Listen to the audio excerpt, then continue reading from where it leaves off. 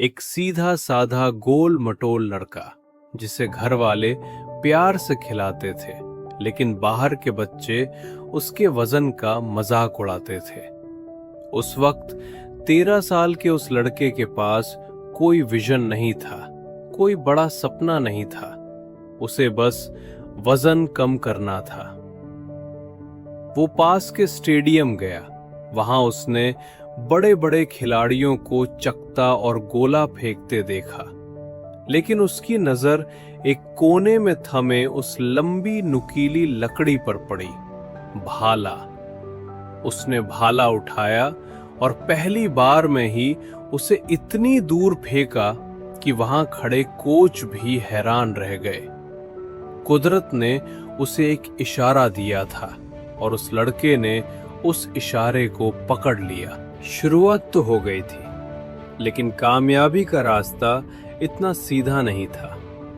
खंडरा से स्टेडियम जाने के लिए घंटों का सफर, बस की भीड़ और जेब में सीमित पैसे। लेकिन नीरज ने कभी शिकायत नहीं की। जब गांव के बाकी लड़के शाम को मौज मस्ती करते थे, नीरज मैदान पर पसीना बहा रहा होता था। एक मर्द की असली परीक्षा तब होती है जब उसे अकेलापन चुनना पड़ता है। 2019 का साल।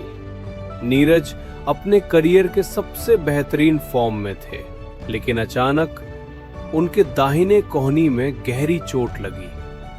एक जेवलिन थ्रोअर के लिए उसका हाथ ही उसकी जिंदगी होती है।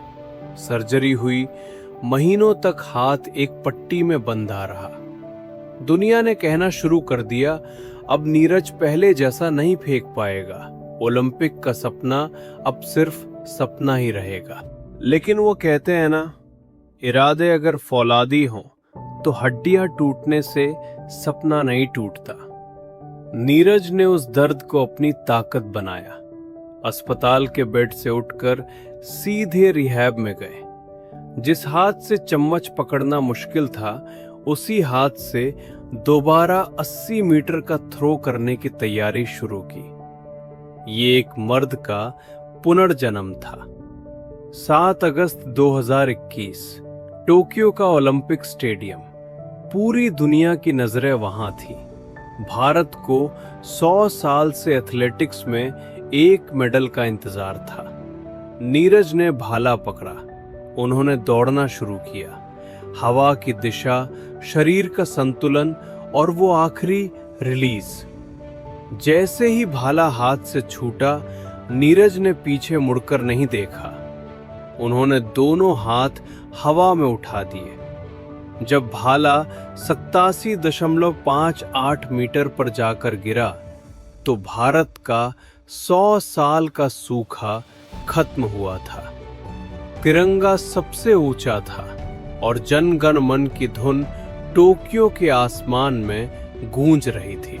आज नीरज चोपड़ा सिर्फ एक नाम नहीं है, वो हर उस हिंदुस्तानी लड़के के लिए एक उम्मीद है जो सोचता है कि मैं तो गांव से हूं, मैं क्या कर पाऊंगा। नीरज ने साबित कर दिया कि अगर तुम्हारे खून में उबाल है और तुम्हारे बाजुओं में मेहनत का दम है, तो किस्मत को भी तुम्हारे सामने झुकना पड़ेगा। अपनी फील्ड के नीरज चोपड़ा बनो। मैदान में उतरो तो इस यकीन के साथ उतरो कि तुमसे बेहतर कोई नहीं। द्वंद्व कहां तक पाला जाए, युद्ध कहां तक टाला जाए, तू भी है राणा का वंशज, फेंक जहां तक भाला जाए। जय हिंद।